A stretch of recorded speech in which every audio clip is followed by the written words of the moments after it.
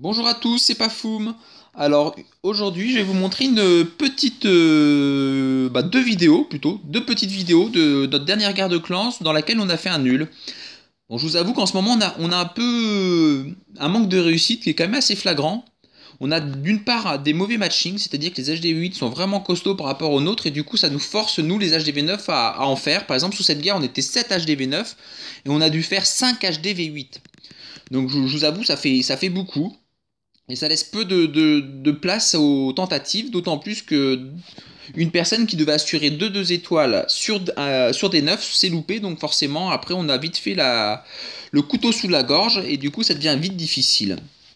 Mais enfin, peu importe. On a malgré tout fait l'option de tenter un village, le tout pour le tout, donc un Gomo Balls réalisé par Snap pour essayer de gagner. À ce moment-là, on savait pas qu'à la dernière minute, ils allaient nous raser un AGV9 car ils étaient vraiment mauvais. D'ailleurs, ça se demandait comment ils ont réussi. Bon, on va pas dire qu'ils ont cheaté parce que c'est toujours possible de raser, mais malgré tout, la personne qui l'a rasé avait fait une première attaque qui était vraiment en dessous de tout, avait fait un 40% sur un AGV9, donc c'est quand même étonnant. Enfin, peu importe. On a fait quand même deux belles réalisations. La première, celle de Snap, un Gomo Balls, où là, vous pouvez déjà voir qu'on a décidé de prendre l'option d'attaquer sud-ouest, où il y a tout simplement deux anti-aériens, un propulseur, la reine et le château de clan. Donc là, on peut voir que le village déjà qu'on a rencontré en face n'était pas déjà d'une part pas maxé, d'une part pas très réfléchi d'avoir mis autant de def aériennes au même endroit. Donc Snap a envoyé ses golems, toujours les sorciers derrière, que je vous le rappelle, ça sert à nettoyer les bâtiments pour que les héros puissent bien pénétrer dans la zone que l'on souhaite. Car là, si vous nettoyez pas, si vous envoyez les héros trop tôt, vous êtes sûr à 100% qu'ils vont tourner. Donc une fois qu'il a tout nettoyé, qu'il a envoyé les golems, bah après il a envoyé le saut, vous voyez, au-dessus pour choper le propulseur et la par les golems. Et on sait que la reine, vu comment elle est placée, elle va finir l'autre anti-rien. Donc le château de clan sort, pour l'instant tout se passe bien, la reine adverse est morte. Les deux arcuiques sont sur les golems, le château de clan est en train de se faire tuer par la reine, pendant que les golems ont tranquillement eu le propulseur et l'antiaérien. Et là, vous allez voir, dès que la reine a fini le château de clan, même avant, hop, les molos sont envoyés plein nord, pendant que la reine finissait tranquillement son travail. Après, vous allez voir que Snap gère très bien les rages, même peut-être un tout petit peu trop tôt pour le rage le plus au nord, car le golem n'avait pas encore pété. Des fois, c'est vraiment bien d'attendre que le golem pète ou qu'il soit vraiment à la limite de péter pour envoyer les rages. Je crois que vous allez me dire, c'est quand même plutôt bien passé. Et on peut voir ce que je vous disais la dernière fois, il reste encore un molos. C'est toujours un peu problématique les molos qui ne pètent pas parce que ça fait quand même pas mal de DPS en moins. Hein. Faut savoir sur des telles attaques, nos dégâts vont être faits par les roquettes principalement. Les ballons c'est très lent. Donc du coup, c'est toujours mieux que les deux molos, les trois molos pètent. C'est toujours plus pratique et plus rapide. Bon là on voit qu'il n'y a quand même pas de souci. Ça s'est fait largement. Il reste pas mal de roquettes et les roquettes ça va très très vite. Donc un très beau Gomo Balls réalisé par Snap à nouveau. Je vous rappelle, Snap, hein, je vous l'avais dit, c'est notre spécialiste des Gomo Balls. C'est vrai qu'il est redoutable sur cette technique-là. Donc voilà, un 100% avec aucun souci de temps au final. Ça s'est très bien passé, très bien goupillé. Vraiment, stratégiquement, quand vous faites un HDV9, pensez à ça. Ne mettez pas la reine comme ça. Ne mettez pas deux anti-aériens aussi proches et la reine en plein milieu. Sinon, à chaque fois, vous y aurez droit. Hein. Même quand c'est des. Là, le village n'avait pas des defs maxés, mais même sur des defs maxés, nous, on attaque un village comme ça. Dès qu'il y a deux anti-aériens vraiment proches, accessibles avec la reine et le château de clan, on va le faire en Gomo Balls. Donc pensez à ça. La reine, essayez vraiment de la centrer au milieu du village, loin un peu au milieu de tout. Car la reine, finalement, c'est vraiment un.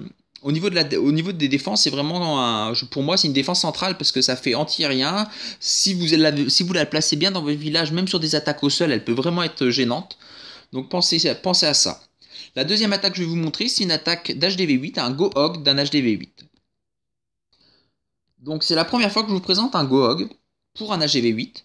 Et ça me fait plaisir parce que c'est celui de Galsem. Galsem, juste pour la petite histoire, c'est notre plus ancien membre. Donc un Gohog, c'est quoi? C'est golem et cochon. Et là, le but pour lui, ça va être... donc pour son attaque, on lui a demandé, enfin on s'est concerté, on a décidé ensemble d'attaquer plein sud au niveau de la tour de sorcier avec le golem, mais avant ça de faire le château de clan, parce que j'ai remarqué que souvent le château de clan des fois il perturbe nos HDV8 et même souvent nos HDV8 sur des attaques comme ça, c'est toujours un peu galère de l'avoir, et des fois si on n'arrive pas à l'avoir assez rapidement, il a le temps de tuer le golem, sachant qu'il n'y en a qu'un seul, donc c'est toujours un peu gênant. Donc je vais demander tout simplement de faire le château de clan avant et de faire également le roi qui était un peu en extérieur. Donc c'est la strat qu'on avait décidé de faire, et ensuite d'attaquer en cochon, faire deux groupes. En général, les GOG, on aime bien faire des petits packs de 3 cochons sur différentes defs. Et là, on a plutôt pris l'option de faire deux groupes sur les TDA au sud. Un groupe de chaque côté, en même temps que le golem est au milieu du compartiment TDS, canon et mortier. D'envoyer les deux groupes de cochons pour qu'ils remontent tout simplement, car on peut voir que là, ils n'ont pas vraiment beaucoup de possibilités. Ils vont faire que monter jusqu'au tour de sorcier. Et étant donné la configuration du village, on a fait aussi l'option de faire 3 ballons pour la tour d'archer du nord. Donc vous allez voir, c'est une belle réalisation de Galsem. Donc là, pour sortir le château de clan basique, on envoie 2 cochons. Et pour faire le château de clan, moi je suis plutôt l'option drag. Je vous avoue, après il y a beaucoup de clans qui font des sosos, etc. Mais au final, un drag ça prend 20 places. Faire 5 sosos c'est pareil, c'est 20 places. Donc autant, pour moi, je trouve ça plus rassurant et plus sécuritaire de faire un dragon. En général, quand on fait ça, il y a peu de chances que le dragon adverse du château de clan soit encore en vie. Là, il envoie directement le roi. Après, la seule chose qu'il aurait pu faire, c'est peut-être envoyer le golem avant, et puis les quelques sorciers avant d'envoyer le roi, mais vous allez voir, ça s'est très bien passé. Donc là, voilà, il fait péter. C'est vrai que là, dans l'idéal, je pense que si c'était à refaire, c'était de mettre sorcier quand même, malgré tout, derrière le golem. Lui va faire ça après. Et on peut voir d'ailleurs que le dragon aide bien au niveau des dégâts. Après, tout simplement, les cochons vont remonter comme prévu avec des soins. Les 2 soins au niveau des cochons sont placés au niveau de la tour de sorcier, car la tour de sorcier, c'est vraiment, pour moi, en HDV8, c'est une des défenses qui fait le plus mal aux cochons. Donc c'est à ce niveau-là qu'il faut vraiment réussir à mettre le soin.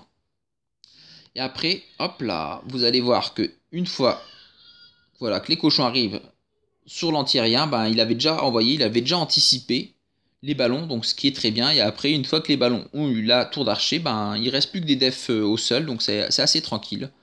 Donc un petit Gohog d'HDV8, enfin un petit, malgré tout le village était maxé, donc un très beau Gohog réalisé par Galsem.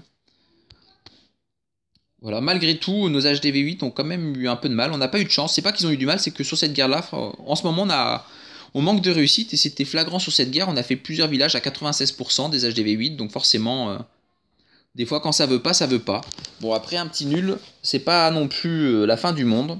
Et vous allez voir, pour la prochaine guerre de clan, je pense qu'on aura de très belles vidéos à montrer, tout simplement parce que déjà le matching au niveau des 8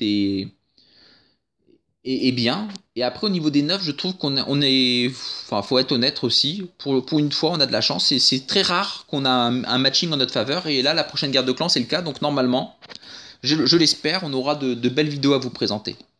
Merci à tous, à bientôt.